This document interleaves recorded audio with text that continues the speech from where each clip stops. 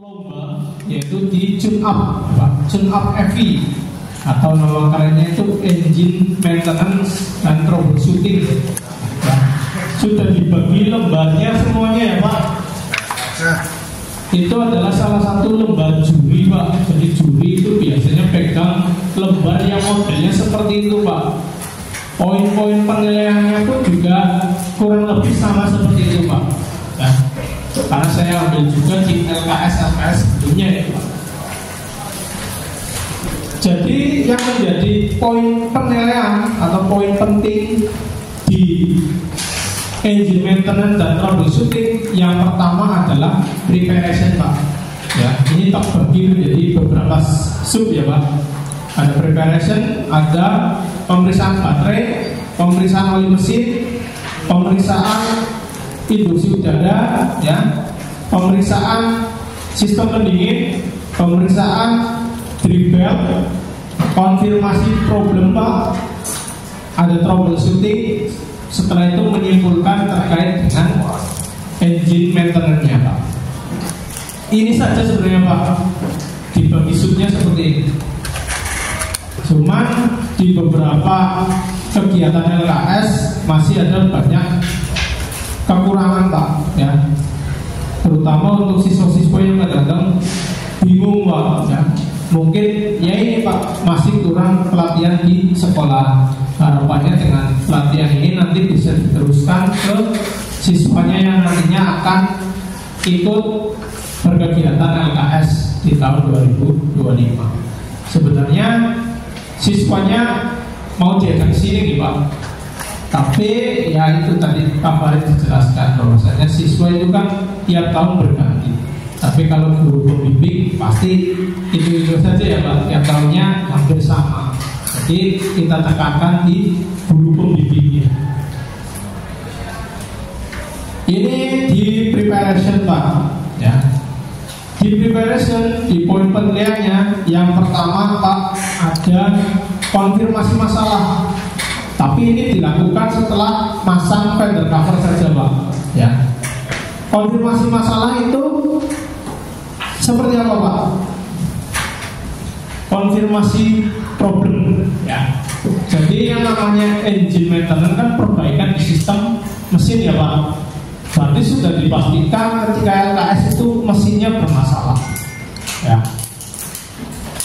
Preparation itu yang namanya konfirmasi problem nanti setelah siswa selesai memasang vendor.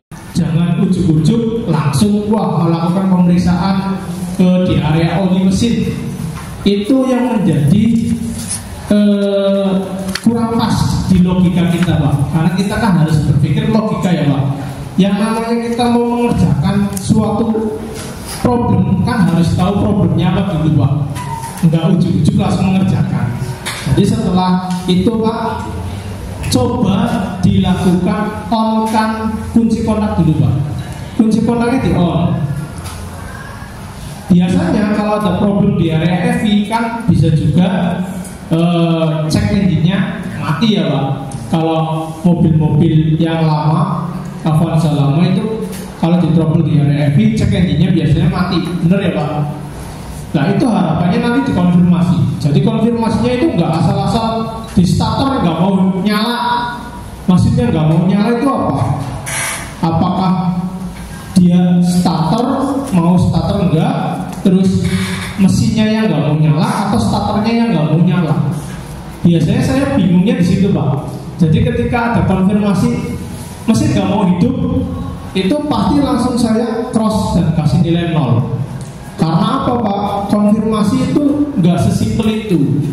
Pertama kita harus on-kan kendaraan, periksa cek engine-nya apakah mati apa enggak. Kalau mati bilang Pak, posisi on, cek engine mati. Kemudian coba di starter. Starter mau Pak, tapi mesinnya nggak hidup. Itu yang saya harapkan Pak. Jadi juri pun juga cukup mendengarkan saja. Oh di on, cek engine mati. Di starternya belum, tapi mesinnya nggak mau hidup. Itu namanya konfirmasi problem Pak. Dan itu nilainya pasti besar, ya. Kemudian Ini kan tadi setelah pasang ini ya Pak, jangan lupa kalau yang menggunakan seat cover, fender cover ini mah kayaknya semuanya bisa melakukan. Tinggal ada apa enggak untuk seat cover, floor mat di sekolah. Jadi sayang-sayang Pak kalau Bapak nggak punya floor mat ya. Sayang-sayang kalau Bapak nggak punya steering cover, karena di sini ada poin penilaiannya di tiap-tiap pemasangan Pak. Ya, jadi kalau Bapak nggak punya floor mat ya nilainya sudah kosong tuh Pak kalau belum. Kemudian untuk pemasangan fender cover Pak, itu jangan asal-asalan ya. Harapannya itu semua bagian tertutup rapi Pak. Ya, bagiannya tertutup rapi. Jangan sampai ada yang melompong seperti ini ya Pak. Nah ini kan masih kelihatan, karena kita kalau aktivitas di sini nanti mobilnya bisa-bisa lecet Pak. Ya, itu menjadi poin di area pemasangan fender cover, grill, seat cover, steering, floor mat. Ya.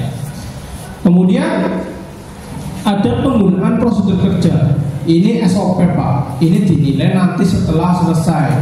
Dilihat prosedur kerjanya itu benar-benar sudah dilakukan dengan baik atau belum.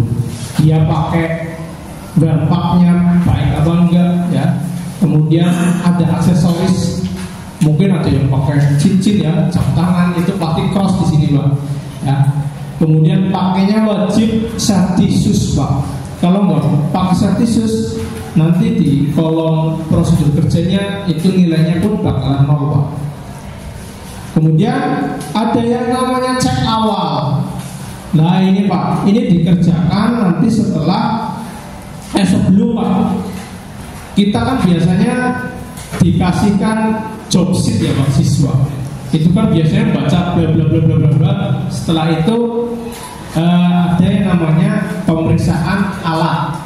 Nah ini yang namanya cek awal Pak. Repair manual ada, terus kunci ada lengkap, hidrometer ada, multitester ada. Itu yang namanya cek awal ya.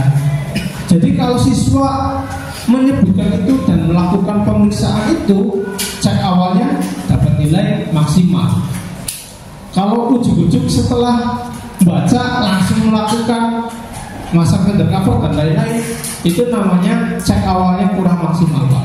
Dan biasanya kalau di MKS sekarang itu sistemnya kalau dikerjakan nggak maksimal nilainya 0 ya.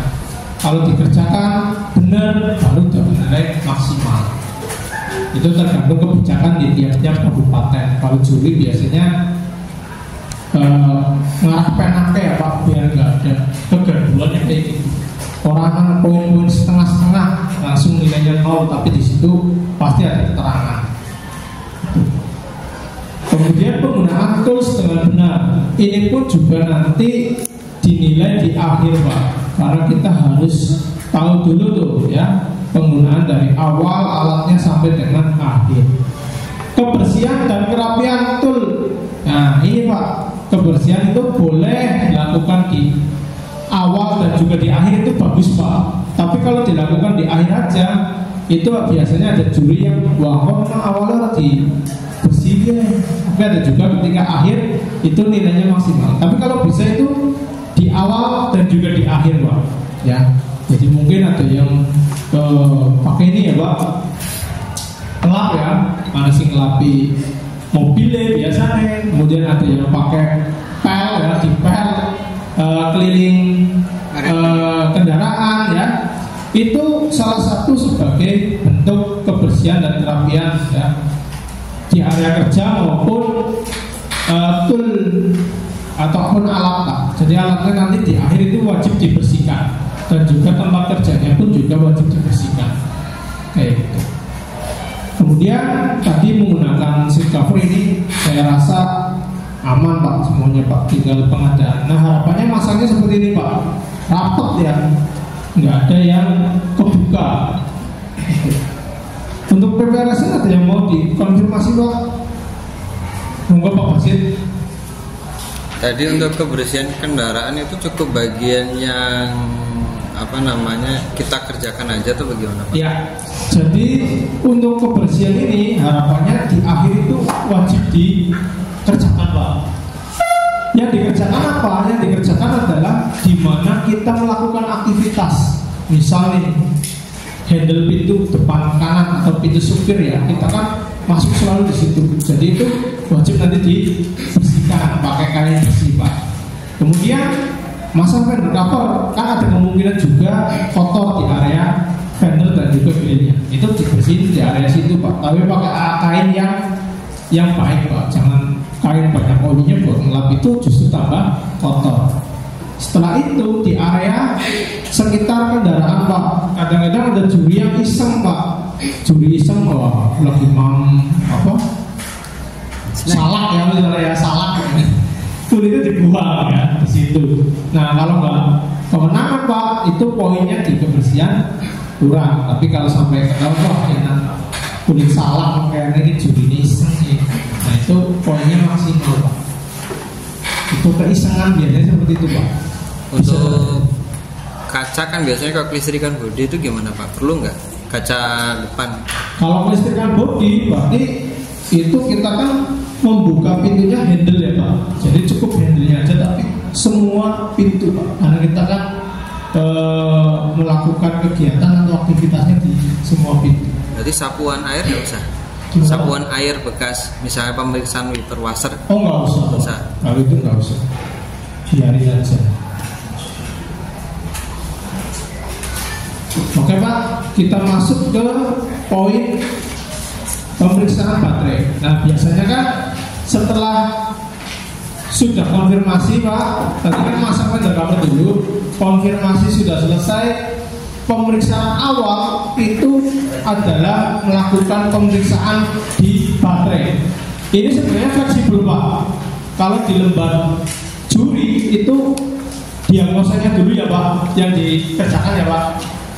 Tapi kalau siswa melakukan diagnosa dulu ya, itu takutnya diagnosanya ternyata susah. Jadi pekerjaan yang gampang-gampang malah tidak selesai. Jadi kerjakanlah yang mudah-mudah dulu.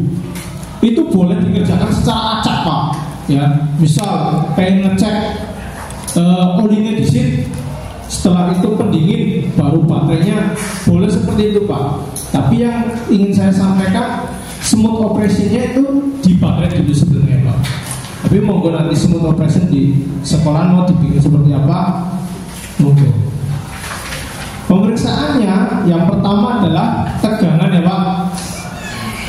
Nah, biasanya pakai aki lepasan, ada juga kalau provinsi itu akinya di kendaraan Pak. Tapi kalau kabupaten itu biasanya akinya sudah dilepas ya Pak, benar? Di meja ya Pak. Nah itu yang diukur adalah aki yang di meja tegangannya. Dan pada saat pengukur tegangan Pak, tangan itu tidak diperbolehkan menyentuh besi probe-nya Pak. Ya, kayak gini nih, kayak yang gambar. Ini sudah benar. Jadi tidak diperbolehkan. Biasanya kan ada kebiasaan yang megangnya itu di ujungnya kayak gini ditekan ya Pak. Nah itu nggak diperbolehkan.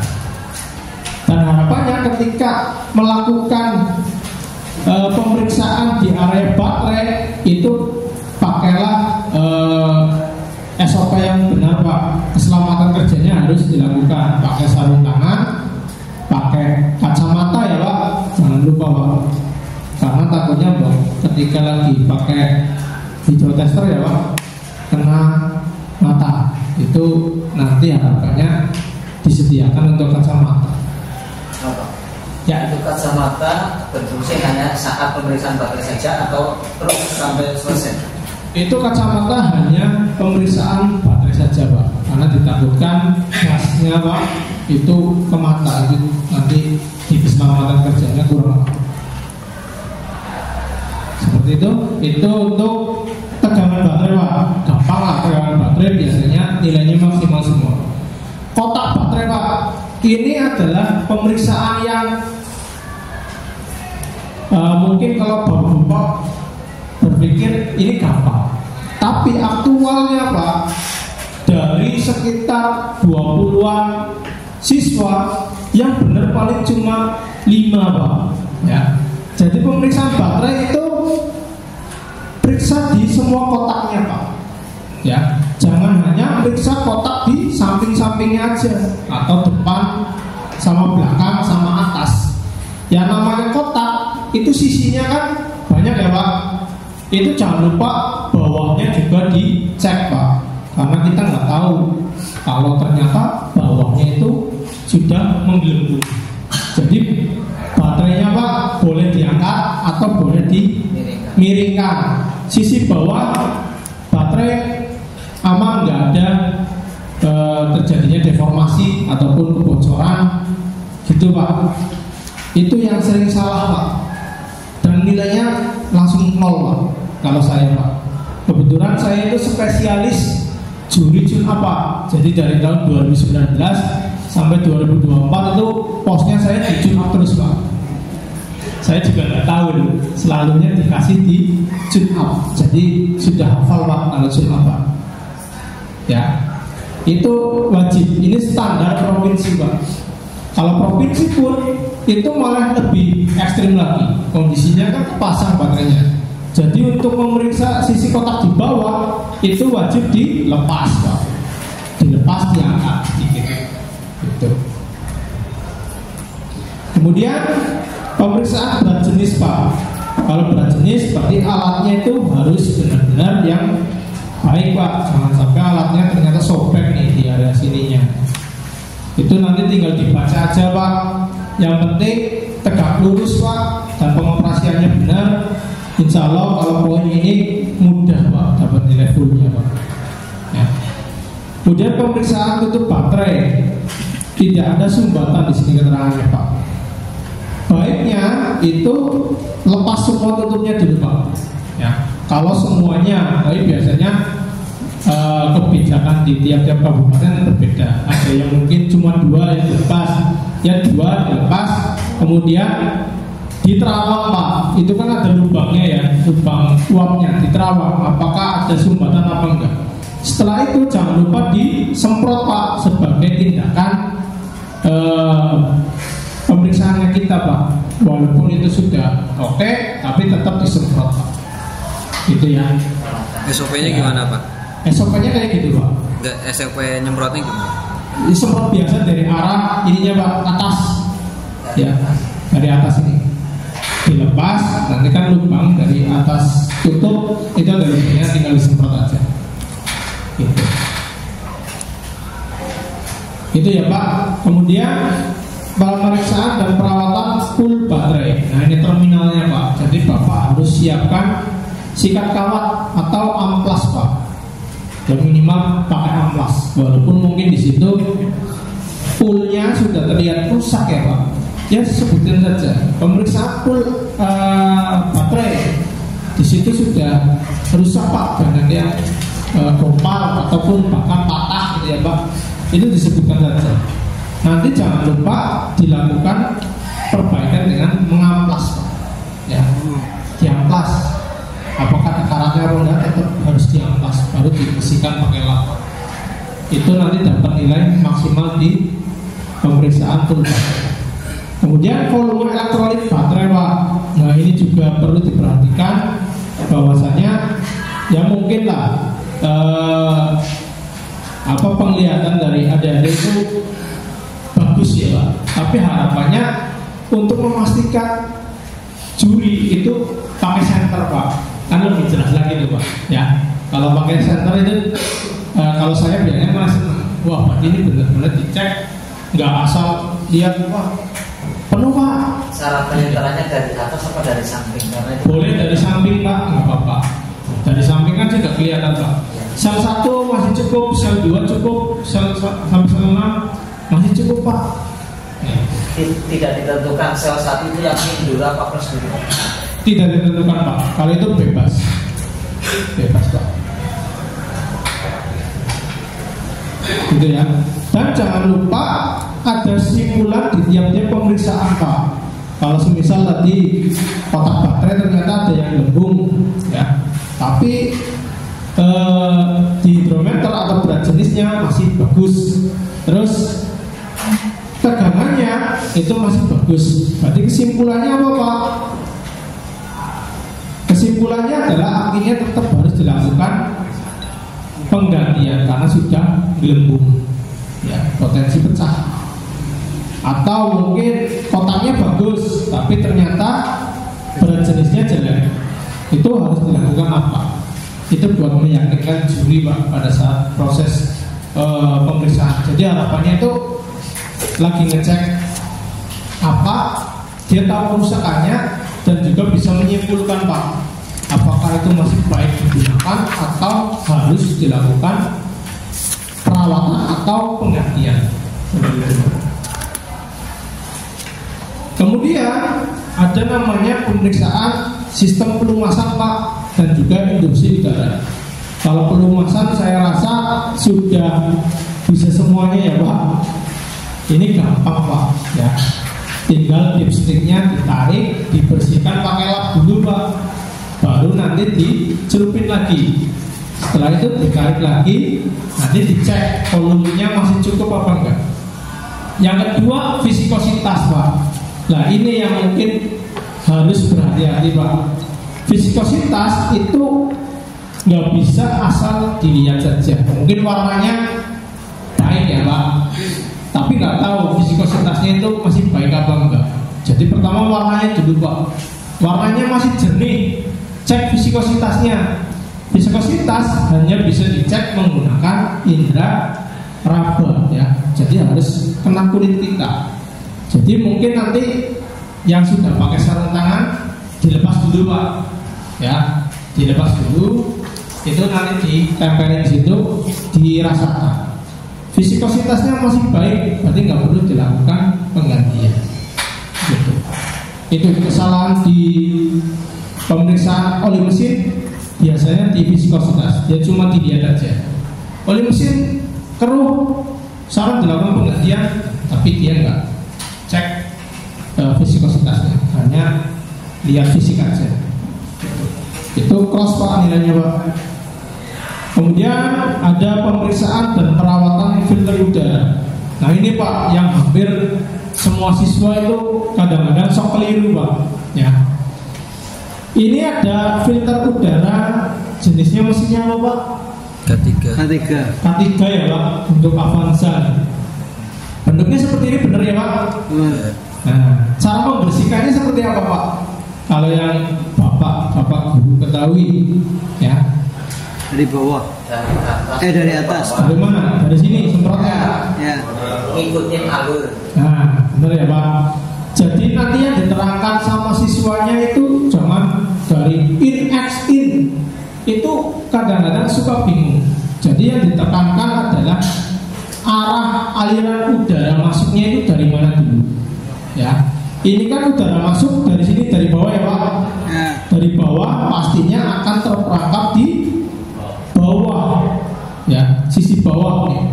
Kemudian udara mengalir ke atas masuk ke intake. Kalau bapak-bapak nanti nyemprotnya dari bawah dulu, justru malah kotorannya tambah masuk. Jadi yang disemprot pertama kali adalah di bagian atas ke bawah. Baru bawah ke atas, nanti atas ke bawah lagi. Dibersihkan di setiap kisi-kisinya Pak. Ini kan ada kisi-kisi. Saya ini contohnya ya.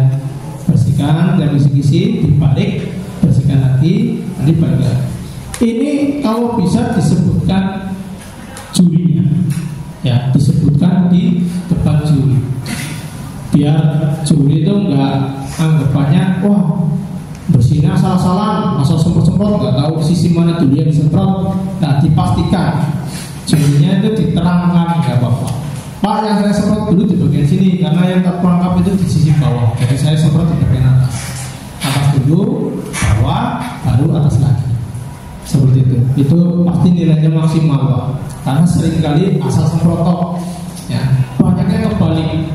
Biasanya juri itu mengamati, wah, kebalik, langsung nilainya bawah. Padahal pemeriksaan di sini biasanya nilainya besar. Yang selanjutnya itu pemeriksaan saluran intake dan selang vakum. Nah ini yang dimaksud apa sih Pak? Jadi ternyata di area mesin ya di sistem induksi udara itu banyak selang-selangnya Pak. Ya contoh nih ada selang vakum ya Pak di sini, kemudian ada selang inlet ini Pak, udara masuk. Ini dipastikan kencang Pak. Ya boleh nih pakai obeng sok 10 ya Pak. Ini dicek kencang. Kemudian ini dicek juga terpasang dengan baik. Yang lebih bagus itu pakai senter Pak. Ya. Karena di RSI ini kan biasanya gelap nih. Nah kalau pakai senter itu lebih gampang untuk mengidentifikasinya. Karena biasanya ada juri juga yang iseng Pak. Kalau saya biasanya iseng, saya cabut satu Pak. Ya cabut satu di vakumnya. Seperti itu. Ini ya Pak, sistem pelumas dan induksi udara. Ada yang mau ditanyakan Pak? Ya Pak Basit. Tadi yang dari filter udara, yang dari yang atas ke bawah itu kan posisinya lihat dari gambarnya kan tegak ya, gini ya. Ya, ya. Nah, sedangkan yang kebalikannya yang dari bawah ke atas posisinya apakah tegak atau bagaimana? Itu kalau posisi sebenarnya enggak masalah Pak. Oh, gitu. Yang penting ketika membersihkan itu harus dari atasnya dulu kalau ini Pak. Mungkin kalau mobil lain nanti bentuknya beda. Jadi kita itu pemahamannya harus berlawanan udara masuk dulu. Pemahamannya seperti itu. Bersihkannya mengikuti kisi-kisi ini Pak. Jadi jangan asal melawan ini ya Pak, tapi searah dengan kisi-kisi ini jalurnya Pak. Nah kalau yang digambar ini berarti horizontal Pak. Kalau miringnya kayak gini berarti semprotnya horizontal. Jangan disemprot vertikal. Berarti itu kan kurang maksimal. Gitu. Walaupun nanti juri sebenarnya dia cuma pengen tahu cara nyemprotnya itu dari mana dulu. Biasanya itu sih. Kalau pola penyemprotannya itu biasanya nggak bermasalahkan. Tapi kalau saran saya mengikuti kisi-kisi ini Pak. Gitu.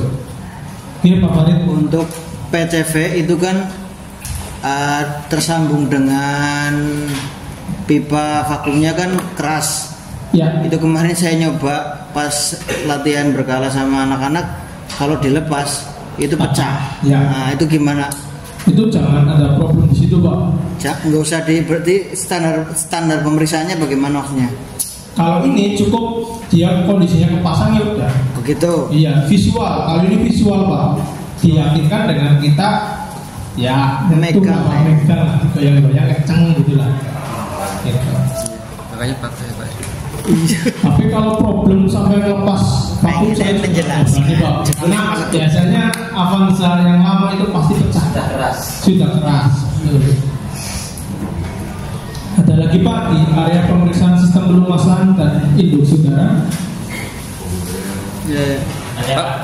Ya, Bapak. Menurut saya respect ke baterai Pak. Baterai. Untuk baterai itu kan lubang ventilasinya itu kan nembus ke bawah Pak. Mungkin ada SOP-nya. Tapi gini, kalau pada saat baterai itu di bawah, airnya kocelak masuk ke tutup di bagian bawah. Nanti kalau kita asal nyemprot dari atas, takutnya malah dia nyemburnya tidak ada peraturan, mungkin bisa bilang badan, kena tangan dan sebagainya. Mungkin sebaiknya nyemprotnya itu seperti apa? Apakah langsung dari lubang atas, apakah dari secara jauh dulu atau gimana? Itu yang pertama. Yang kedua, kaitannya dengan sistem pelumas oli viskositas itu kan kekentalan ya Pak? Ya, kekentalan. Maksudnya kita pernah di compare sama salah satu mekanik di Tokyo itu tidak bisa ngecek menggunakan indera seperti ini Pak. Gitu. Jadi kita tidak boleh ngecek viskositas seperti itu. Karena kalau kita tahunya secara umum ngecek itu kan hanya seperti ini. Kalau misal kira-kira 2 mili putus ya berarti viskositasnya sudah bagus kan seperti itu. Ya ternyata kita komplain Pak. Ya matur. Ya, Pak. Yang pertama tadi tutup baterai ya Pak. Ya. Jadi tutup baterai itu kan memang ada lubangnya itu Pak. Untuk nyemprot, makanya tadi Pak, saya kan menekankan di keselamatan kerjanya. Dia harus pakai kacamata, pakai sarung tangan. Biasanya sarung tangannya panjang tuh Pak. Kalau untuk baterai ya. itu disemprot aja Pak, nggak apa-apa. Dari arah ini Pak, lubangnya, ya, lubang atas ke bawah. Itu kan dilindungi nampan Pak, biasanya ada nampannya. Ya, di bawah. Jadi saya rasa sih aman. Yang nyemprot kan biasanya nggak sampai ditekan pol ya Pak, pelan aja Pak kalau nyemprot ini Pak. Nah, kalau filter udara tadi memang benar harus di-fullin ya Pak. Kalau ini pelan aja Pak, asal 2 kali semprotan lah, itu ya cukup Pak. Nanti dilihat lagi apakah ada semprotan apa enggak. Gitu. Kemudian ada viskositas Pak. Sejauh ini yang saya pernah pelajari sih Pak, viskositas itu harus menggunakan indera perasa Pak. Itu sudah ditanyakan lagi. Nah terus yang benar seperti apa gitu Pak? Katanya ada alat tertentu, tapi tidak boleh ngecek asal menggunakan jari seperti itu. Ya, makanya kita juga agak bingung itu, karena yang kita pahami kan seperti itu, ngecek secara manual. Ya. Nah itu Pak, mungkin kalau alatnya tersedia boleh pakai alat lebih baik Pak. Tapi karena ini alatnya kan kita nggak ada, jadi kita hargai proses dari adik-adik semuanya lah. Sudah cukup dulit ya istilahnya, dirasakan viskositasnya, itu sudah kita hargai sebagai itu berarti ya benar cek viskositas, daripada dia cuma dilihat saja. Kalau dilihat saja nilainya kita 0 Pak. Tapi kalau dirasakan boleh, nanti ada yang ditempelin di tangan Pak ya, nggak mau lepas sarung tangan, mungkin kelamaan ditempelin di sini, dirasakan. Itu juga kalau saya Pak itu nggak masalah. Yang penting jangan cuma dilihat saja ya, tapi dirasakan Mas. Nah itu logikanya itu semakin lama itu semakin kental viskositasnya semakin tinggi apa semakin rendah. Karena ada juga referensi semakin lama itu kan berarti dia kecampur dengan kotoran, maka otomatis viskositasnya akan bertambah. Itu yang logikanya yang benar yang mana itu? Kalau sejauh yang saya dapati di bengkel ya Pak, namanya oli mesin, semakin lama dipakai dia pasti akan semakin mengental Pak. Oh gitu ya, semakin mengental. Tinggal dia pakai oli yang encer atau oli yang kental Pak. Kan ada SAE itu Pak. SAE kan standar kekentalannya ya Pak. Kalau pakainya yang 020 pasti dia olinya encer. Encer itu tujuannya adalah biar dia melumasi di semua sela-sela yang terkecil Pak. Jadi itu semakin bagus ya, viskositas semakin bagus. Tapi yang di kontes ini adalah kita lihat dulu, makanya kan saya lihat warnanya dulu. Warnanya mungkin masih baik nih Pak, warnanya bening ya. Dicek viskositas kan berarti digeser-geser kayak gini ya Pak ya. Kalau semisal dirasakan itu sama sekali nggak ada filmnya Pak ya, nggak ada lengket-lengketnya, itu bisa jadi Pak ketika di dalam mesin nggak tercampur dengan kotoran, dia bisa semakin encer Pak. Terutama dia kecampur dengan uap bensin, itu pasti akan semakin encer. Tapi kalau kecampurnya dengan karbon, sisa hasil pembakaran Pak, itu dia akan semakin kental gitu. Jadi nanti dilihat dulu, paling enggak kan kita sudah tahu bahwa dilihat dulu ternyata masih bening. Kalau bening kan kemungkinan besar olinya masih bagus, tapi paling enggak kita tetap harus dirasakan. Kalau bening ya harusnya ketika dirasakan pakai viskositas, ya jawabannya yang diutarakan adalah viskositasnya masih baik ya. Jangan sampai olinya kotor tapi kita bilang viskositasnya masih baik. Nah terus yang diambil yang mana nih? Berarti kan ada 2 pilihan. Jadi kalau bisa itu yang linear Pak. Kalau dilihat itu sudah keruh hitam, berarti viskositasnya yang diutarakan ke juri adalah sudah tidak baik, sudah jelek, harus diganti. Tapi kalau dilihat ternyata itu masih bening, ya nggak ada kotoran, jawaban viskositasnya harus masih baik. itu. Ya. Seperti itu ya Pak. Itu buat menyiasati juri nanti enggak istilahnya kakek takam ya Pak. Loh katanya tadi olinya keruh, tapi kok viskositasnya baik. Itu gimana kalau ngeceknya? Ya. Untuk mensiasati itu kita cukup pakai metode itu aja Pak. Patokannya adalah lihat fisiknya, kalau baik viskositasnya harapannya baik. Tapi kalau sudah keruh hitam, ya bilangnya viskositasnya sudah jelek dan harus dilakukan penggantian. Seperti itu Pak. Itu biar anaknya nanti enggak grogi ya Pak. Grogi dalam artian, wah aku mikir elek tapi kok viskositasnya sih apik ya. Nah itu nanti. Terus solusinya dari kamu apa Mas? Biasanya judi seperti itu. Wah ini masih bisa digunakan Pak. Nah, padahal sudah hitam ya Pak. Gitu. Menjawab ya Pak. Ada tambahan ya Pak. Mungkin Ya. kalau viskositas itu urusannya Singapura lah. Ya. Itu kan standarnya. Iya. Kalau kualitas itu kita misalkan, oke ada gramnya, ada enggak gitu. Kalau viskositas itu urusan Singapura kan ada berapa detik menit. Ada diameter itu kita ada akhirnya.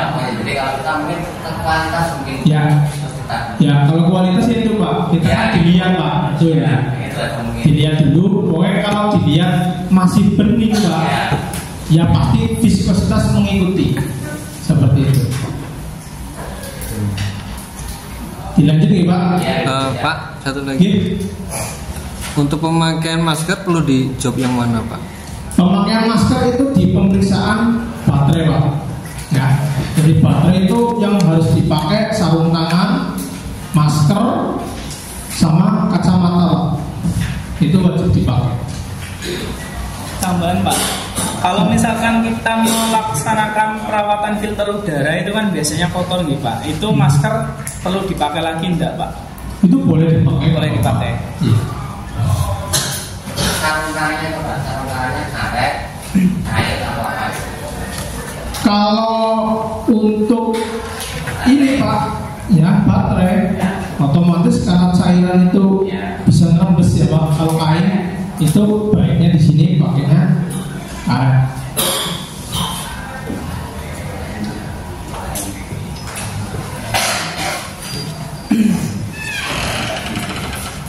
Lanjut nih Pak. Ya, Kemudian sistem pendingin nih Pak. Ya, yang pertama itu pemeriksaan kebocoran sistem pendingin. Nah ini biasanya dilakukan menggunakan radiator cap tester ya Pak.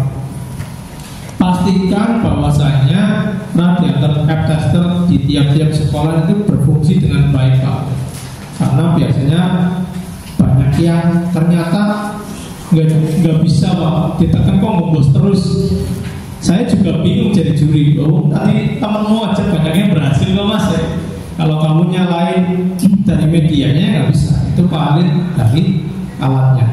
Jadi sebelum bertanding pastikan itu disetting Pak. Disetting biar bisa benar-benar rapat dengan apa Pak lubang radiatornya Pak yang atas itu. Ya, disetting dulu Pak. Kalau boleh dinamain Pak, ini khusus buat Avanza, jadi nggak bisa. Biasanya pada bawa om ya Pak, tapi ngambilnya jadi bingung. Nah, kenapa kamu nggak tandain aja Mas? Ya, ditandain itu nggak apa-apa Pak. Jadi nggak menjadikan wah, oh tandain nilai untuk orang itu nggak seperti itu. Karena itu kan adalah alat Pak, alat nggak apa-apa. Itu kan berarti triknya kita biar dia nggak bingung Pak ngambilnya pakai sambungan yang mana, terus pakai yang mana itu kadang-kadang sok bingung Pak. Kayak gitu. Apapun ini grogi Pak, nangis grogi kan buyar kafe ya Mas. Jadi dimatikan radiator cap testernya itu sudah baik disetel dengan baik. Kemudian kalau kebocoran kita harus pompa Pak. Ini harus lihat di repair manual. Jadi repair manualnya itu jangan nganggur ya Pak. Dibuka lagi menganu baterai ya, dibuka di halaman baterai. Membaca mungkin sekilas pemeriksaan di baterai, langsung lagi. Kemudian Kalau yang ada standar-standarnya Pak, itu harus benar-benar dibacakan. Kalau ini kan mungkin ditekan sampai tekanan sekian ya Pak, ya benar-benar harus disetting. Tekan sampai tekanan berapa nih Pak? Misal 10 ya Pak, 10. Setelah itu dicek apakah jarumnya itu turun apa enggak Pak. Kalau turun ada kemungkinan terjadi kebocoran. Nah, cara ngecek itu bocor apa enggak tadi sudah ditekan. Setelah itu Pak, ambil senternya Pak, bawa kendaraan itu diletakkan nampan. Tujuannya nampan itu apa? Biar tahu kalau ada air yang netes jatuhnya ke nampan, kita tahu berarti ada yang bocor. Seperti itu Pak.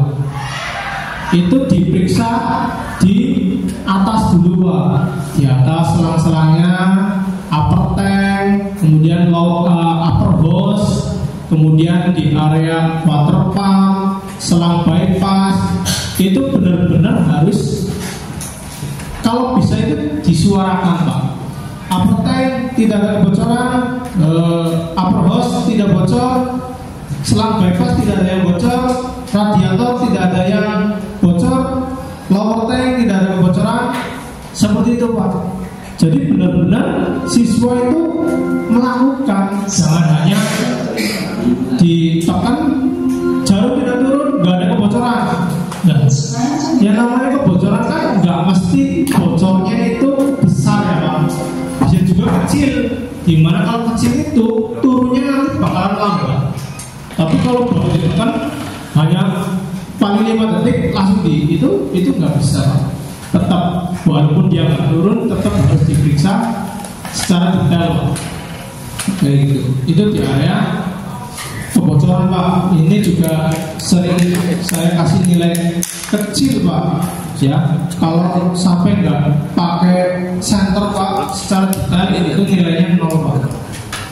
Tapi kalau pakai center, walaupun mungkin Pak hasilnya itu dia turun, tapi setelah dicek pakai senter kok nggak ada yang bocor, kita hargai Pak proses itu. Kita hargai dengan nilainya pasti maksimal, gitu. Bisa jadi dari. Nah, kita nggak bisa menyalahkan sepenuhnya alat, tapi padahal SOP-nya itu benar. Ya, jadi kita, kalau saya ya Pak, saya menghargai itu. Yang penting SOP-nya itu benar. Pak, ini turun, tapi saya cek area kebocoran, nanti nggak ada yang bocor. Sudah cek pakai sensor secara detail, nggak ada yang bocor Pak. Ini ada kemungkinan di bagian ya antara alat dengan tutup yang atas itu bisa juga halus Pak tutupnya. Betul. Tapi kita hargai, biasanya saya kasih nilai bagus Pak. Daripada yang dia cuma wah nggak bocor, nanti nggak ada kebocoran, tapi dia nggak ngecek Pak jalur-jalurnya. Kemudian tutup radiator Pak. Ini juga pakai radiator cup tester. Cek dulu secara fisik Pak, fisiknya, karena biasanya fisiknya itu sudah banyak karatnya ya Pak. Karat fisiknya berkarat Mas, terus karet-karetnya mungkin sudah ada yang rusak ya, itu juga disebutkan. Kemudian ini kan ada kartu apa nih Pak? Yang bisa kita gerakkan vakum. Ini kata vakum. Ini juga harus dicek secara manual dulu ya. Setelah itu Pak, kita tekan menggunakan radiator cup tester. Yang diukur adalah ketika apa Pak? Karena banyak siswa nih justru malah dia memberi tekanan senilai ya mungkin karena salah persepsi Pak. Biasanya siswa kita kasih tekanan sebesar 10 kPa, ternyata bukanya di 9. Nah itu dia salah membaca persepsi Pak. Bahwasanya namanya relief valve atau katup pressure ya Pak. Kalau ditekankan itu relief valve-nya ini membuka atau kita sebut sebagai katup pressure ya, pressure valve. Itu membukanya di tekanan berapa? Ya, membuka di tekanan berapa? Ternyata membuka di tekanan 9. tinggal lihat standarnya. Standarnya ternyata 9 plus minus mungkin 0, sekian. Berarti ini masih normal. Tapi jangan langsung dilepas Pak. Kita tunggu dulu ya, setelah ditekan kita tahan, nanti jarumnya itu dia bakalan turun. Tapi turunnya tidak sampai pol. Ya. Turunnya tidak sampai pol. Karena kalau sampai pol turunnya berarti kan dia membuka terus. Yang membuka terus kata apa Pak? Bukan pressure. Pressure itu bila ditekan dia buka. Langsung ketika tekanannya nggak sampai 9 dia otomatis langsung tutup. Ada katup yang namanya katup vakum Pak. Ya, katup vakum itu dia nggak boleh setelah ditekan kembali lagi ke 0. Ya, setelah nggak ditekan ternyata dia turun tapi turunnya ke 0, berarti katup vakumnya sudah jelek. Dia hanya turun hanya sedikit Pak. Ya, nah itu dibaca katup vakum masih bagus, hanya turun sampai sekian kPa gitu Pak. Gitu. Jadi fisik dan juga tekanan harus paham Pak. Yang namanya radial valve atau pressure valve itu cara ngeceknya seperti apa, kemudian vacuum valve itu cara ngeceknya seperti apa, dia harus paham. Jangan langsung ditekan, mau membuka di tekanan 9 masih bagus, langsung dilepas. Padahal di situ ada satu lagi yang namanya katup vakum, misalnya seperti itu. Berapa lama ditunggu Pak? Ditunggu itu nggak sampai 10 detik Pak. Dia biasanya langsung turun langsung ketahan. Ya. Nah pada saat ketahan itu berarti katup vakumnya itu di situ Pak. Ya. Ketika proses lomba itu kan pasti ada penghidupan mesin gitu. Sampai suhu jam, cek sampai suhu jam, bukan sampai suhu jam itu kan kondisi panas. Dan untuk peserta tutupnya apakah ngecek tutupnya itu sudah ada di meja atau tutupnya di kendaraan? Tutupnya ya Pak. Kalau itu pastinya nanti kalau saya jadi juri nih Pak, biasanya saya nggak biarin adik-adik itu menghidupkan mesin terlalu lama. Mesin bisa hidup ketika dia sudah selesai mendiagnosa ya Pak. Dilalah ketemu, pasti problemnya itu mogok Pak. Jarang sekali kita temukan problemnya nggak mogok. Tujuannya apa? Kita mogokin biar mesinnya itu nggak berputar terlalu lama. Nanti kan pendinginnya itu panas ya Pak. Jadi kasihan nanti yang maju di belakang, bukok dibrodul, ya kasihan. Ya, misalkan kalau dalam proses menghidupkan mesin itu tidak sampai lama, apakah bisa mengetahui sampai proses idle? Proses idle Pak. Kan ada di sini stasiunnya, stasiunnya ini tadi sudah jelas. Nah itu Pak, makanya kita kan ketika sudah diagnosanya ketemu nih Pak, DTS sudah nggak ada, terus sudah dikonfirmasi ke juri Pak, DTS sudah nggak ada, putaran mesin sudah normal nggak pincang, ya udah saya matikan Mas. Nggak mungkin dinyalain terus sampai selanjutnya itu masih nyala, itu nggak mungkin Pak. Pasti langsung disuruh dimatikan. Jadi ketika dibuka pun sampai pemeriksaan sampai proses idle gitu. Idle itu proses terakhir Pak. Ketika dia sudah bisa mengetahui kerusakannya yang mana aja, dia sudah bisa memperbaiki. Kondisi normal kan, kondisi mesin idle pas mesin 750 sekitar situ, berarti kan otomatis sudah kita temperatur kerja. Iya. Nah, otomatis mesin panas. Nah itu sebenarnya nama tutup tadi. Iya. Tutupnya itu tutup yang di mesin atau tutup yang di meja dan di sini kayak baterai. Ya. Kalau saya biasanya di engine nggak apa-apa Pak. Itu nggak sampai panas banget Pak. Saya di Cilacap itu kemarin total sekitar 32 siswa Pak. Sampai akhir pun itu nggak panas mesinnya. Dan dibuka pun aman-aman aja. Jadi tidak ada pengaruh. Nggak ngaruh Pak. Yang penting jurinya itu ketika siswa siswanya ngidupin mesin itu jangan lama-lama Pak. Ya. Yang penting kalau pakaian Ya. Assalamualaikum warahmatullahi wabarakatuh. Waalaikumsalam. Mungkin saya menamai dari awal selama saya kembali menjadi guru ini adalah proposal baru luar biasa dari FGMP Kabupaten Banyumas, di mana penyiapan persepsi langsung dari guru ini adalah dari tadi saya mengikuti ini adalah dua pertanyaan yang lumayan akhirnya logikasi itu pasti. Yang tadi viscositas saya setuju dengan Yuri karena dari masing-masing pemakai mobil mungkin nilai 0,5 itu mungkin nggak terasa. Kan? Ada 15W, 10W contoh di share itu kadang malah dari perusahaan-perusahaan yang untuk pengiriman barang mungkin standarnya dari perusahaan itu 10W dinaikkan 15W untuk operasional biar sampai mungkin 8.000 km, mungkin seperti itu. Dan pengecekan audit tadi disampaikan oleh Pak Heru gitu, mungkin dealer aja nggak punya, ya kan?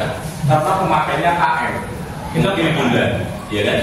Itu seperti itu. kalau udah punya pasti diterangkan Pak. Nah, itu Pak. Sekelas dealer Nasmo Purwokerto saya yakin itu nggak punya. Ini kan di sini adalah kita persamaan persepsi dalam rangka pembimbingan bareng-bareng biar kita mungkin menyampaikan ke siswanya sama. Meskipun nanti aku tuh gitu, tiap-tiap SDM itu berbeda, nanti akan menyampaikan ke siswanya pasti beda. Yang A ditambah B karena yang siswa yang kita bimbing itu punya SDM sendiri-sendiri juga. Mungkin dia kritis, tidak guru yang ngomong A, terus pelu A. Guru yang ngomong B, pelu B. Nah ini langkah yang sangat luar biasa di pagi dari ini mungkin nanti sampai siang. Itu saya nambah tadi yang masalah mesin panas itu adalah mungkin tadi menyampaikan 32 siswa itu ingin saya yakin tidak. Kenapa? Karena dari proses starter beberapa kali penyampaian mungkin ada trouble di sana sampai dengan mencari DTC sampai dengan clear DTC itu saya yakin ada proses. Nah itu pasti akan mengalami sebuah proses panas dan saya yakin tingkat SDM ini nanti akan rendah dan di sini saya harap ke depan mungkin selanjutnya setelah pembimbing ini nanti bimbing siswanya yang akan maju RKS karena sudah dekat saya rasa itu diadakanlah untuk langsung siswanya yang mau lomba itu yang ada pelatihan itu justru saya lebih mengenal ya. Dalam waktu saya karena ya mungkin semuanya merasakan praktek di bengkel sekali aja siswa melakukan praktek sekian menit mesin panas. Dengan mesin panas berarti radiator akan lebih panas. Dan kalau nggak salah ada yang menyampaikan juga lepas tutup radiator itu lebih baik mesin hidup daripada mesin mati karena tekanannya akan lebih besar daripada saat mesin mati. Itu teorinya banyak kita jelaskan. Nah di sini dengan adanya sebuah kerja mesin yang sudah panas ditakutkan tadi yang mungkin kalau SD maksudnya seperti itu Pak. Ini resikonya sangat tinggi masalahnya. Tadi disampaikan harus ngecek tutup radiator dan kebocoran radiator itu.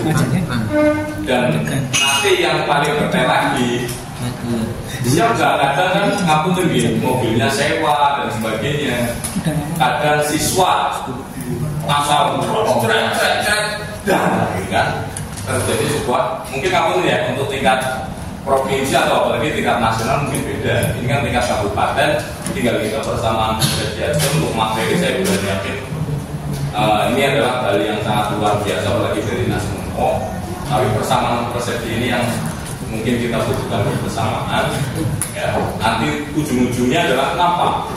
Saya mengamati LKS dari tahun ke tahun dari sekian generasi. Mungkin Mas Giri menyampaikan dulu jadi siswa sekarang sudah jadi pemateri bahasa. Itu adalah tergantung yang pertama adalah dari SDM. SDM itu dari gurunya itu sendiri, dari pemberi materi, kemudian dari siswa itu sendiri. Apa tadi saya agak panjang. Dan ada sekolah yang sudah besar nanti bisa ngambil data dari mekanik mana, ya. Terus biar tidak susah sekolah titik maba itu kan kembali lagi ke masing-masing sekolah. Jadi di sini adalah yang pertama adalah mungkin gurunya seperti itu aja. Jadi harapan saya, malah saya juga tadi sedikit ngobrol dengan Pak Giri juga, itu adalah persamaan persepsi untuk melangkah kita mau LKS ini. Jadi nanti tidak ada sebuah perdebatan panjang. Itu bagus sih, saya rasa bagus karena itu jadi semuanya bareng-bareng nanti. Jadi yang penting persamaan yang tadi disampaikan adalah kalau sudah 5 anak mungkin kalau jedanya 1 jam mungkin mesin udah dingin, tapi kalau jedanya 10 menit, 15 menit, saya ibaratnya di siswa yang keempat aja udah panas. Itu mungkin seperti itu yang bisa saya sampaikan di awal ini. Mungkin ada saya lakukan. Terima kasih. Assalamualaikum warahmatullahi wabarakatuh.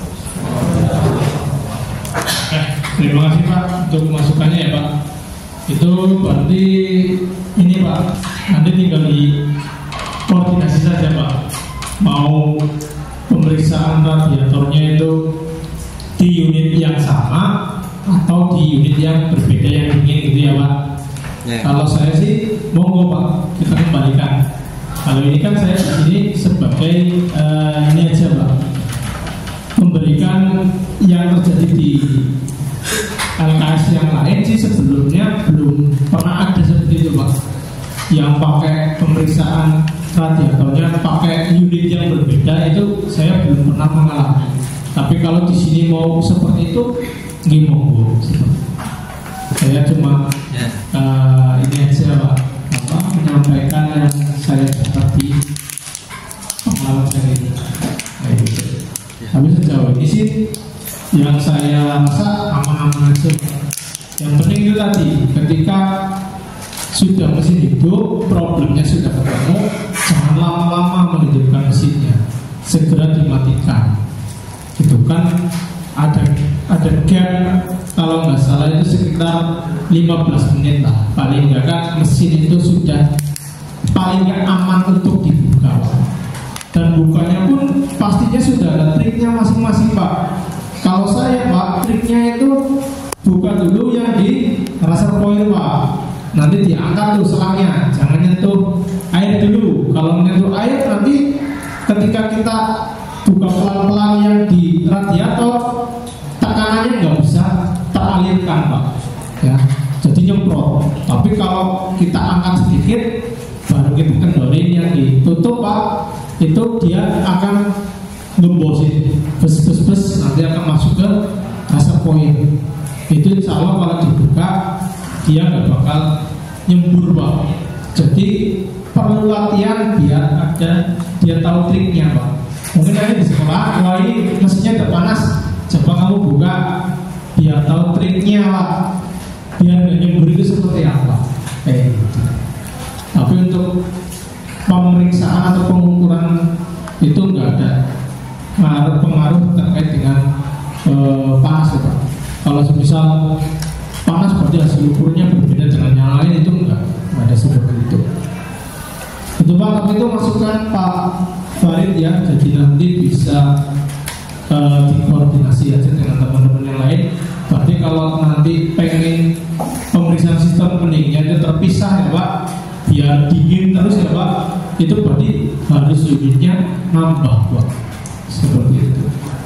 Fisik Pak, airnya keluar apa enggak ya, seperti itu. Dilihatnya lewat mana Pak? Tadi kan kita sudah buka tutup radiator ya, itu sekalian aja dilihat dari situ bisa. Karena kadang-kadang kalau dilihat dari reservoir, itu reservoirnya biasanya ada yang keraknya banyak banget sehingga nggak bisa teridentifikasi di situ. Jadi buka aja tutup radiatornya tadi ya, sebelum dipasang dicek Pak ya, dicek apakah ada yang keruh atau enggak. Kalau masih pakai standar ya bagus, Tapi kalau pakainya air biasa Pak, langsung disebutkan aja pakai air biasa, sarang ganti seperti itu. Tapi kalau pakainya LLC yang warna pink, hijau, kuning itu masih kita tolerir Pak, bahwasanya itu masih pakai LLC. Kemudian pemeriksaan reservoir radiator Pak. Reservoir di situ kan nanti ada air radiatornya ya Pak, yang di reservoir itu pastikan posisinya berada di antara low dan juga full, nggak boleh di bawah low. Kalau di bawah low diinformasikan ke juri. Kemudian kondisi kotak daripada reservoir itu tidak bocor Pak. Jadi periksa kotak, fisik kotaknya apakah bocor apa enggak. Terus volume daripada air di reservoir masih atau enggak. Kemudian yang selanjutnya pemeriksaan tali kipas. Tali kipas itu kalau provinsi wajib dilepas Pak. Ya, karena dia pakainya itu NR. Kalau NR sekarang sudah pakai apa Pak? Kenapa dia bisa gampang dilepas? Pakai tensioner ya Pak. Tensioner, jadi tinggal ungkit aja, lepas gampang. Kalau yang Avanza K3 itu kan masih pakai ini ya, yang di alternator yang bautnya harus dikendali dulu, itu lama Pak. Kalau itu biasanya nggak terlepas, karena kita pakainya Avanza yang K3 ya Pak, itu dia cukup diperiksa secara fisik Pak biasanya Pak. Karena biasanya keluhan dari sekolah itu nggak punya alat buat ngecek tekanannya ya Pak. Tegangan dari feedback itu kan alatnya khusus ya Pak. Ya mungkin mahal. Dan juga kadang-kadang itu posisinya kalau di K3 itu agak susah Pak. Ya, jadi monggo Pak dikembalikan lagi ke MGP ya. Kalau nanti pada saat technical meeting itu mau pakai tensioner jig atau dihilangkan itu tegangannya Pak. Gitu. Kalau saya sih biasanya saya hilangkan Pak. Karena potensi siswa lupa lepas juga bisa Pak. Jadi masih nempel Pak. Nanti starter rusak. Dulu pernah kejadian seperti itu. Ya.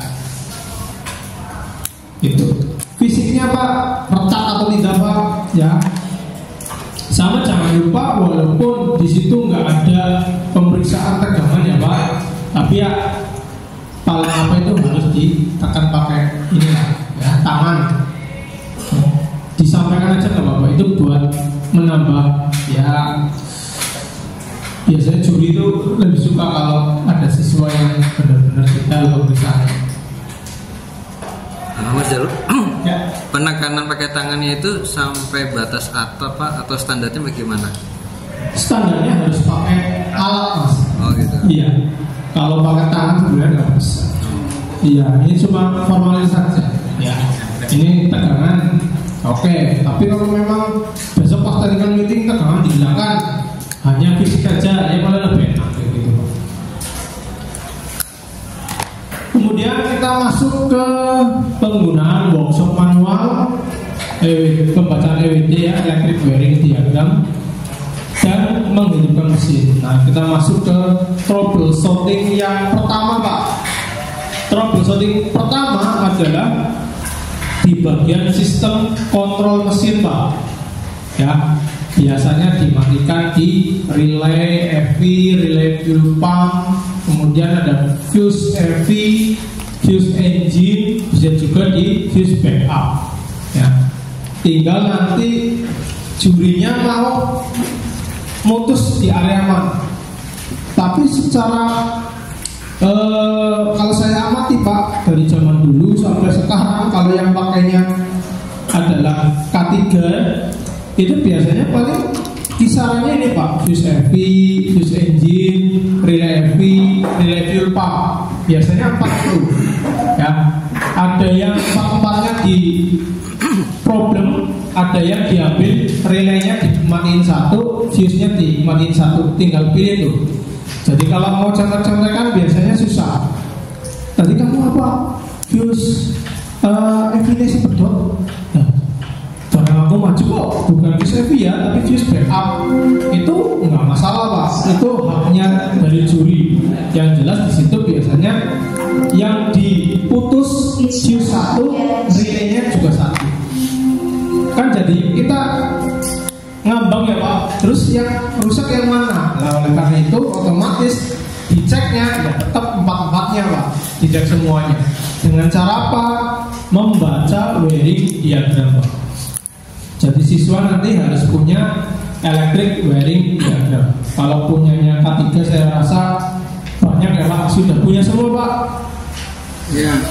Kalau belum punya mungkin bisa difasilitasi ya Pak, bisa dikopi. Kalau untuk dunia pendidikan sebenarnya nggak apa-apa sih. Toh di internet kalau saya lihat itu banyak ya Pak. Sekarang Toyota susah Pak untuk share terkait dengan repair manual. Karena repair manualnya Toyota sekarang sudah ada kunci dari tiap-tiap dealer Pak. Kalau saya buka di sini dari pusat tahu Pak, ini Nasmoko Proto ngapain, bukanya di Bunda Satria Wama. Nah, jadi online Pak sekarang Pak. Jadi monggo nanti kalau ini pakainya K3 ya Pak, itu biasanya repair manualnya masih banyak. Kalau nggak ada bisa ngopi di sekolahannya sudah ada. Itu nggak apa-apa, untuk dunia pendidikan nggak apa-apa. Yang penting jangan disalahgunakan ngomong beda-beda menjabat itu yang sebenarnya dari Toyota nggak pengen seperti itu.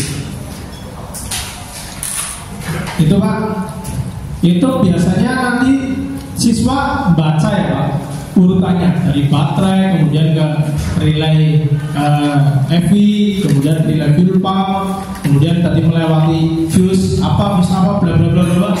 Asal dia bisa menunjukkan dan bisa membacakan, itu untuk memahami rangkaian EV-nya itu oke Pak.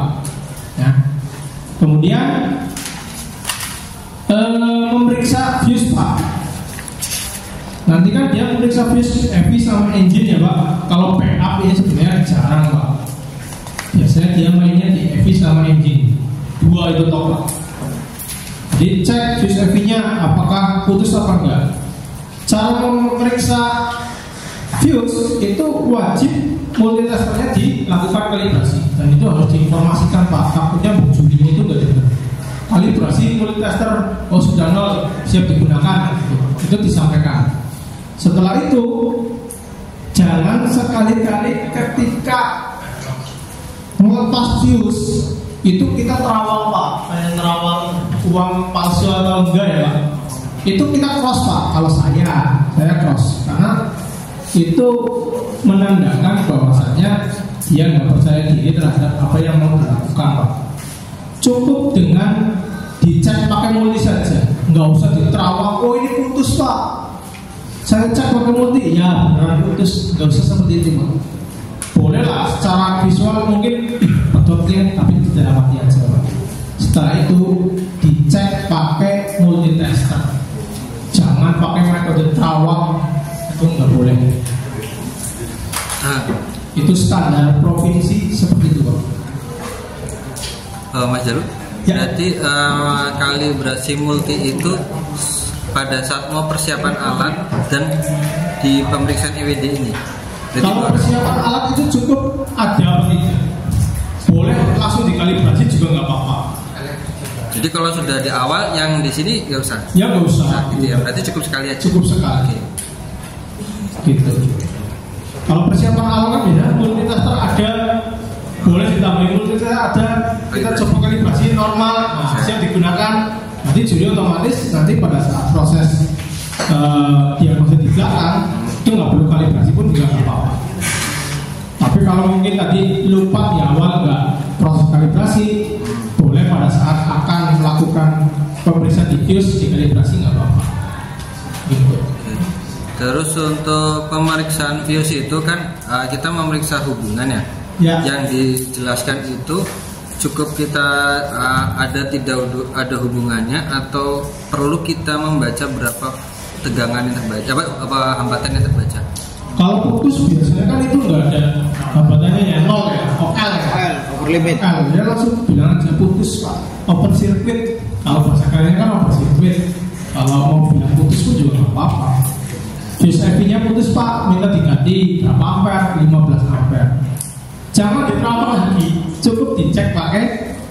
multi lagi Pak. Jadi jangan percaya juri kasih walah dipasang itu salah Pak. Juri kasih dicek lagi Pak.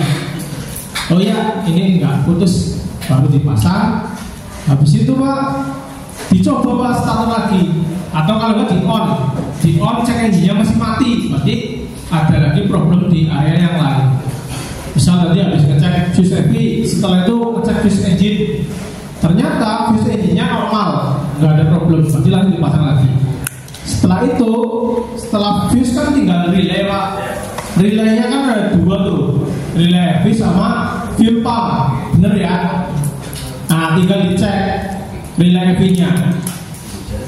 Minta tolong kalau pada saat pemeriksaan relay Pak, wajib menggunakan relay tester dan dipastikan relay testernya itu aman Pak. Ya, jangan sampai pakai yang pinnya itu udah dilindungi dengan isolatif ya. Jadi gila-gila takutnya Pak, kadang-kadang itu siswa untuk keselamatan kerjanya itu kurang. Kalau idealnya kan dipasang dulu alatnya ke relay Pak, baru dipasang ke aki. Tapi kadang-kadang dipasang dulu yang di aki, baru dipasang yang ke relay. Nah takutnya sampai ketul nanti akinya, kalau sampai lama Pak, pernah kejadian meledak Pak. Ya, jadi berbahaya. Jadi minta tolong disampaikan yang dipasang pertama kali adalah pasanglah ke kaki relaynya, baru dipasang ke terminal akinya gitu. Bukannya itu cuma ditembak saja, asal dia bunyi atau bergerak tapi kerja. Nah itu Pak, karena kadang-kadang ada juri yang ngasih trouble-nya itu diganjil loh. Jadi ngetik-ngetik, tapi dia nggak bisa menyalurkan, nggak terhubung ya, kayak gitu. Jadi di jumper dengan aki kan ada getaran ya Pak, itu dicek di kaki relay yang lainnya apakah terhubung atau enggak. Kalau enggak terhubung berarti putus Pak, minta ganti. Tapi kalau terhubung berarti sudah baik, seperti itu. Itu hambatannya tergantung relaynya ya Pak, biasanya tetap ada hambatannya ya. Tapi nggak OL kan dia pasti putus, nggak mau nyambung. Kemudian mengganti relay yang rusak, setelah itu dikonfirmasi lagi Pak. Ya, tadi kan udah ketahuan, misal fuse EV putus, relay fuel pump juga putus, sudah diganti semua nih Pak. Kita on kunci kontak, cek engine sudah mau menyala, pasti cek engine sudah mau menyala. Kemudian di starter Pak, di starter biasanya nyala Pak, mesinnya nyala. Setelah itu cek engine juga ikut nyala, berarti ada problem di area mesin ya. Kalau ini kan di area sistem kontrolnya. Nah setelah mesinnya nyala, berarti sistem kontrolnya kan sudah bekerja normal, sudah mau menghidupkan mesin. Tinggal di area sensor-sensornya Pak, karena ada cek engine-nya menyala, berarti ada sensor di area mesin yang bermasalah. Caranya dengan apa Pak? Tinggal kita konekkan menggunakan scan tool ya. Boleh pakai merek apa itu Pak, Jitek atau apa ya Pak, banyak ya scanner ya, itu bebas. Yang penting dipastikan bisa connect Pak. Dan saat technical meeting, ketika unitnya sudah ada, kan biasanya ada tuh ya, monggo mau hamil berapa kan biasanya dari sekolah dikumpulin lagi ya siswanya. Biasanya kalau saya dulu seperti itu, biar siswanya itu nyoba di mobilnya, scannernya bisa connect apa enggak. Biasanya kayak gitu. Hasil. Ya, saya Mas. Nah ini bapak-bapak, kita kan evaluasinya kalau kemarin untuk mobil yang untuk tune up itu kan kita ngikuti provinsi. Pakai apa mainnya? Pakai apa kalau provinsi kemarinnya? All new ya? Kalau provinsi Grand New. Oh Grand New. Kemudian kita kemarin di bawahnya pakai All New 2013. Tapi kan permasalahannya belum tentu semua scanner kita yang di sekolahan itu sudah upgrade, gitu kan? Nah, monggo nih kalau kebetulan yang diajarkan disampaikan oleh Mas Jalu itu adalah kita K3. Nah, monggo kalau menurut jenengan sebenarnya kalau kompetensi keahlian di tune up itu untuk jenis kendaraan itu mempengaruhi apa enggak, Mas? Kemudian kalau misalkan kita turun grade kembali ke K3 itu gimana? Tapi kalau kemudian kita menuju ke grade yang lebih tinggi, Alnyu misalkan itu seperti apa gitu? Ya pada dasarnya sih entah itu all new ataupun yang new ya. All new kan 2011 sampai 2013 ya Pak. Itu sebenarnya perbedaannya sedikit Pak, nggak terlalu banyak. Yang banyak kan ketika dia pindahnya ke Grand New Pak, yang buat provinsi itu. Lah oleh karena itu biasanya itu dikembalikan lagi ke MGMP. Dia mau pakai yang mana Pak? Sebenarnya itu sama aja. Pakai yang lama dengan pakai yang all new, sistemnya sebenarnya sama. Mending kalau saya sih ini aja Pak, disesuaikan dengan scanner yang ada di sekolah. Bisa connect-nya itu pakai yang lama atau yang all new. Kalau pakai yang lama kebanyakan bisanya itu yang mending pakai itu aja Pak, biar semua itu sama. Ya, mungkin kalau perbedaan antara yang 2000 sebelum 2012 dengan yang 2012 ke atas itu kan perbedaan yang paling signifikan di biskop bawah. Nah itu yang akan mempengaruhi nanti kerja siswa susah. Itu mungkin yang datang kelompok-kelompok bom hari tutup atas saya di sini sama yang bawah. Itu nanti yang paling signifikan perbedaan di situ. Mungkin kalau yang lain sistem sama ya Mas ya. Untuk di Toyota sistem mungkin sama. Mungkin disinilah yang menjadi mungkin terkendala. Mungkin kalau sekarang ke 2017 ke 2000 yang lama ke yang lalu kayaknya masih bisa deh Mas. Masih bisa. Jadi yang signifikan di situ malah. Kalau yang lalu kan tinggal membuka tutup sebelah samping kanan setir, tinggal ditarik sudah ketahuan box screen-nya. Kalau yang 2012 ke bawah kan masih di bawah nempel ke bodi. Ya, itu yang lebih riskan sekali dan pekerjaannya lebih lama. Itu sih. Dan tambah Pak, biasanya pun perbedaannya ada lagi kalau membuka beltnya ini loh.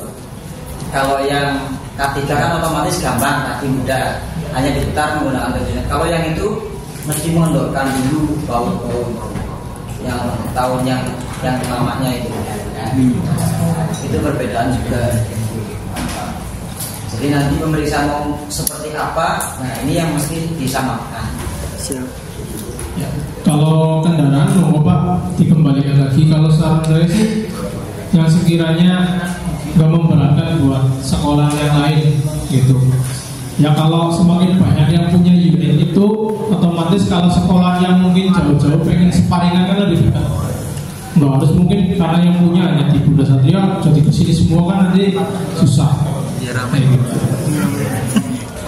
Kalau di Cilacap, di Kebumen, di Purbalingga itu pakainya yang 2010 Pak. Jadi yang lama, pakainya yang lama. Dia nggak pakai all new. Karena terkendala all new itu yang punya sedikit sekolah, gitu. Ya itu.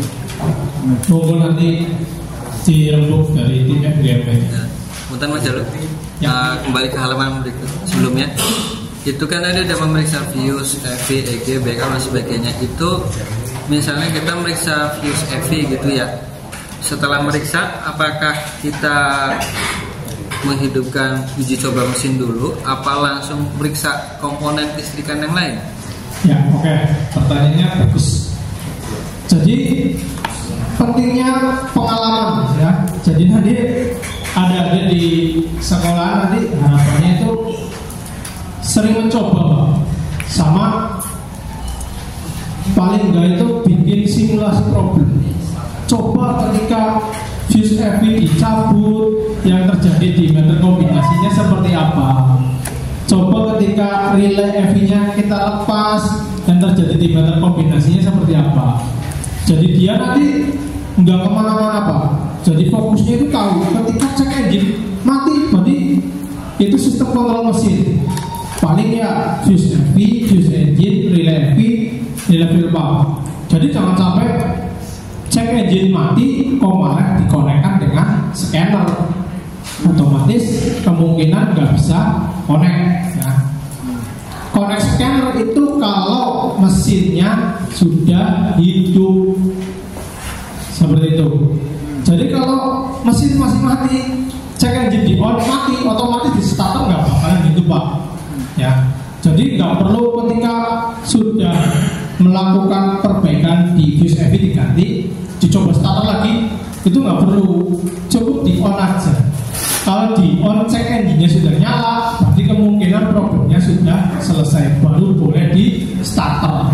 Tapi kalau di on ternyata lampu cek engine-nya masih nyala, nggak perlu di starter, itu pasti nggak bakalan hidup seperti itu. Oke, lanjut ya. Itu tadi untuk kontrol mesinnya sudah bisa nih, mesinnya ini sudah nyala. Tapi ternyata cek engine-nya itu juga nyala dan mesinnya pincang. Ini yang biasanya terjadi seperti itu. Ya, kita cek menggunakan scanner. Ya, kita pakai scanner apa terserah, yang penting bisa connect. Pertama, siswa harus bisa membaca kode DTC atau diagnostic trouble code. Caranya seperti apa? Sudah connect DTC, sudah ketemu nih. Biasanya DTC-nya itu banyak, ada juga yang cuma satu. Biar kita bisa nentuin DTC yang benar yang mana, harus diapain dulu? Di clear atau dihapus dulu DTC-nya. Jadi jangan sampai baca kode DTC itu DTC-nya nggak di clear tuh. Wah, anak 3 nih catat semuanya, karena itu kemungkinan ada histori ya, karena histori pun muncul di kolom DTC. Jadi langkah pertama adalah clear DTC dulu. Setelah di clear ternyata masih ada kode itu, berarti itu kode yang rusak, area sensor yang rusak. Kita ambil contoh di sini adalah throttle ya, TPS, throttle position sensor. Kemudian kita juga nanti dituntut untuk mengkonfirmasi putaran kayak yang tadi ya. Setelah nyala kan dikonfirmasi lagi, cek engine-nya nyala, putaran mesinnya pincang, nah, itu dikonfirmasi. Nah nih, hapus dan periksa ulang DTC, masih terdapat DTC. Yang selanjutnya apa nih? Buka repair manual. Kode DTC-nya apa? P010 R120, throttle pedal position sensor switch up circuit malfunction. Nah di situ nanti ada keterangan suruh periksa apa ya. Jangan lupa nanti untuk posisi throttle position itu harapannya bisa ditunjukkan oleh juri. Kan kita nggak mungkin hafalan langsung ya, itu kan kurang, step by stepnya kurang. Tapi kalau kita tadi sudah baca P010120 throttle, saya mau melakukan pemeriksaan di sistem throttle-nya.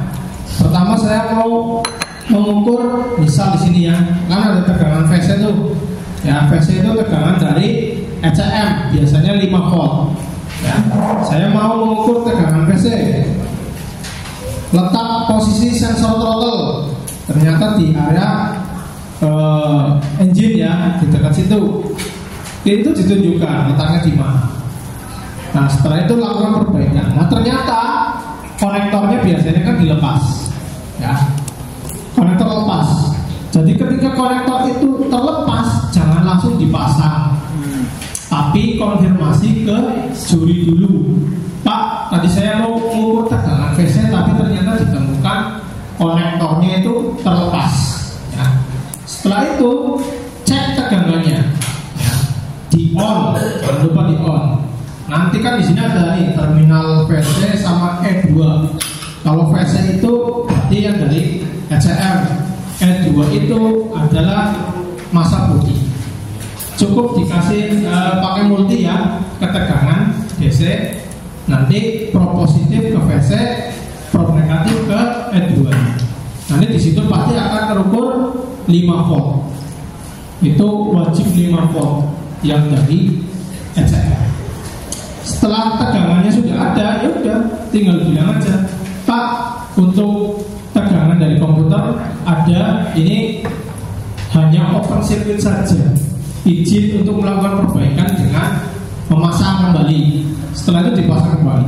Terus jangan lupa untuk dihapus DTC-nya dulu.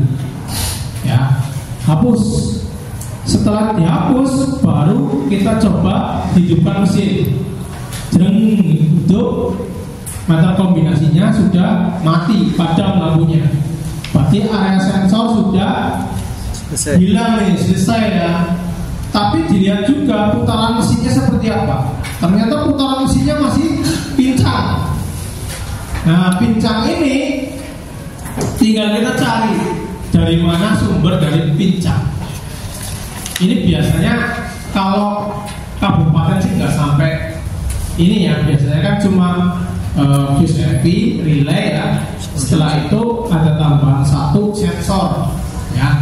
Kalau provinsi itu naikkan ke step lagi mas ya, ada lagi biasanya setelah mesin nyala DTC-nya sudah hilang tapi ternyata masih pincang ya. Kalau pincang itu nanti tinggal kita lakukan engine balance. Engine balance itu bisa pakai active test di DTC. Sudah ada yang pernah melakukan active test? Misal silinder 1 dimatikan, nanti pincangnya nambah apa enggak?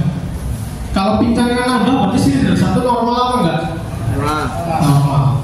Cari silinder yang ketika dimatikan pincangnya enggak nambah, berarti area situ yang rusak. Tinggal dari oil, busi atau injektor.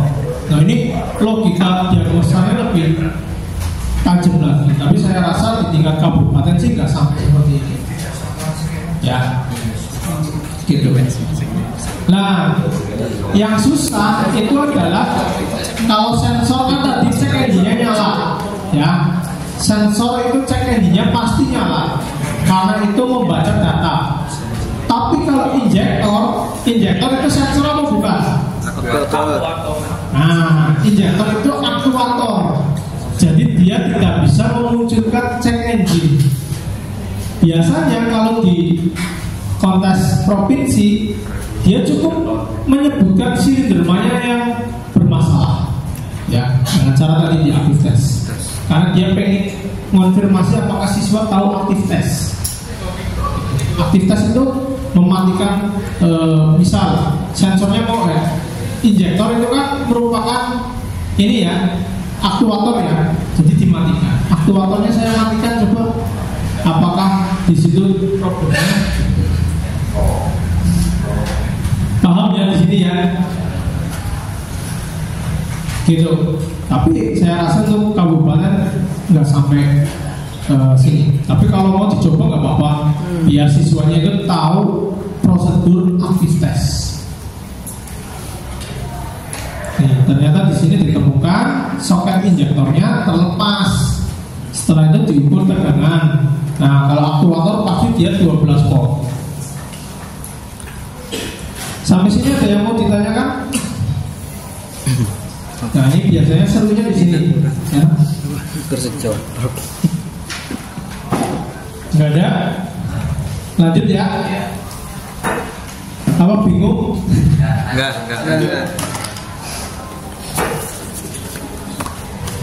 Nah ini ya, setelah itu mesin nyala, sudah tidak pincang, sudah tidak ada check engine yang nyala. Biasanya disuruh untuk membaca data list. Biasanya nanti di soal list itu sudah ada.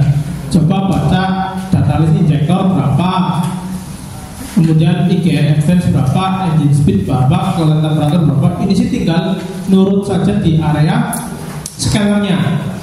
Jadi harapannya itu siswa bisa pertama DTC sudah tahu, kedua data list, ini kan data list nih. Yang ketiga adalah aktif tes tadi kalau mau dilakukan. Nah ini harapan dari industri ketika sudah bisa menggunakan scanner, dia itu bisa menguasai 3 ini. Karena ini nanti yang akan dipakai di industri kalau melakukan diagnosa di area sensor. Kemudian mengisi kesimpulan, ya, kesimpulan harus benar sesuai dengan problem. Jika perlu tanyakan kepada peserta. Nah ini, kalau masih ada waktu, disampaikan kepada juri bahwasanya terkait dengan engine maintenance dan troubleshooting tadi ditemukan kerusakan di area mana saja. Misal nanti oli mesinnya jelek harus diganti, kemudian tutup radiatornya perlu diganti. Kemudian di area mesin ditemukan fuse engine-nya putus, relay FV-nya juga putus, kemudian diganti semuanya. Setelah itu ditemukan sensor TPS konektornya lepas, setelah diperbaiki sudah normal semuanya. Nah itu kesimpulan harapannya seperti itu. Jadi tahu kerusakan selama melakukan engine maintenance itu kerusakannya apa aja, itu yang disampaikan kepada juri. Itu kesimpulan. Gitu ya. Kemudian biasanya ada yang menambahkan dengan gas analyzer, ya. CO. Kalau ini sih tinggal baca aja gampang. Nah itu mas, untuk CO biasanya kita sulit untuk menyimpulkan. Kita pun di uji LSP juga sama. Anak hanya baca tapi tidak bisa CO yang standar berapa, HC yang standar berapa, itu gimana mas? Kalau itu di tiap-tiap kendaraan berbeda-beda Pak. Itu ada di repair manual. Tapi biasanya itu enggak menyimpulkan terkait itu sih Pak. Dia cuma nyatat aja. Kalau di soal biasanya dia enggak dikejar di area pertanyaan ini. Yang penting bisa mengoperasikan berarti. Ya, bisa mengoperasikan alatnya. Dan cukup hasil akhir aja ya. Ya, hasil akhir. Biasanya kalau dia nggak ada DTC, biasanya sih harusnya dia bacanya normal. Cuma standarnya berapa itu harus melihat di repair manual. Tapi yang ditekankan di sini adalah pengoperasian alatnya sih sebenarnya. Kalau yang ada AFR air fuel ratio itu harus untuk gas buang kurang penting. Kalau yang ada AFR, ya AFR sensor. Kalau yang manual bisa itu. Ya, ini kan pakai oksigen sensor aja ya Pak. AF rasionya. Kemudian hal-hal lain ya, mengisi report sheet pekerjaan. Ini wajib diisi, walaupun mungkin hanya tulisan tapi tulisannya jelas. Yang penting ada isinya. Gitu, nggak perlu yang detail banget, malah justru siswanya fokus tulis, pekerjaannya jadinya nggak selesai. Seperti itu ya. Nah, kemudian material dan alat yang perlu dipersiapkan ya untuk sekolah, untuk melakukan engine tune up ya, untuk engine maintenance. Yang pertama itu adalah mobil prakteknya mau pakai apa. Kemudian fender cover, seat cover, steering cover, floor mat, mekanik hand tool set, meja, multitester, lampu senter, lamp, dan lain-lain